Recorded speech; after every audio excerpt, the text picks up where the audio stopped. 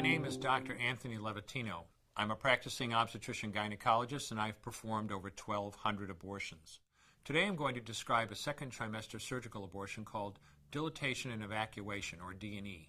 A D&E is performed between 13 and 24 weeks of pregnancy. After administering anesthesia, the abortionist uses a weighted speculum, like this one, that opens the vagina widely. Because second trimester babies are so large, this greater access facilitates a late-term abortion. Late-term abortion requires that the cervix be prepared 24 to 48 hours in advance with laminaria.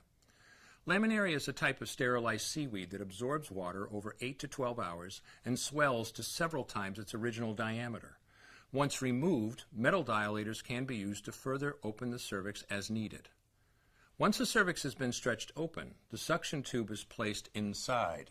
A baby at 20 weeks gestation is as big as the length of my hand, from head to rump, not counting the legs.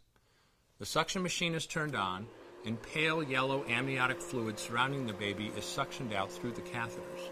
With babies this big, they don't fit through catheters this size. The baby's bones and skull are too strong to be torn apart by suction alone. This is a Sofer clamp. A Sofer clamp is made of stainless steel. It's about 13 inches long. The business end is about 2.5 inches long and a 1/2 inch wide, and there are rows of sharp teeth. This is a grasping instrument. When it gets a hold of something, it does not let go.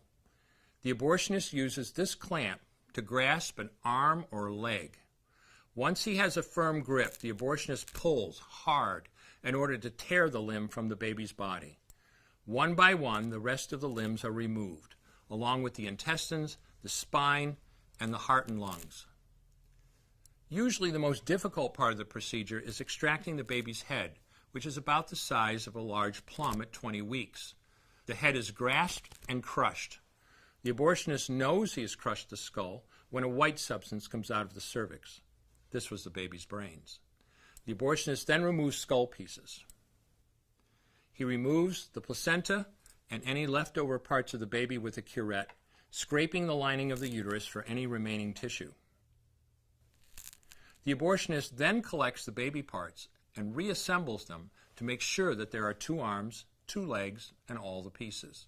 Once all the parts have been accounted for, the abortion is complete. For the woman, this procedure carries a significant risk of major complications, including perforation or laceration of the uterus or cervix, with possible damage to the bowel, bladder, and other maternal organs. Infection and hemorrhage can also occur, which can even lead to death.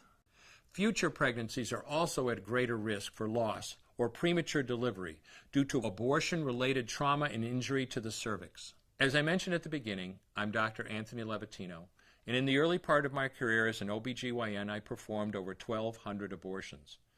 One day, after completing one of those abortions, I looked at the remains of a preborn child whose life I had ended, and all I could see was someone's son or daughter. I came to realize that killing a baby at any stage of pregnancy for any reason is wrong. I want you to know today, no matter where you're at or what you've done, you can change.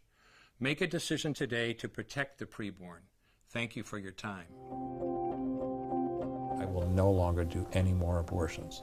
When you finally figure out that killing a baby that big for money is wrong, that it doesn't take you too long to figure out it doesn't matter if the baby is this big or this big or this big or maybe even this big, it's all the same. And I haven't done any since then, and I never will.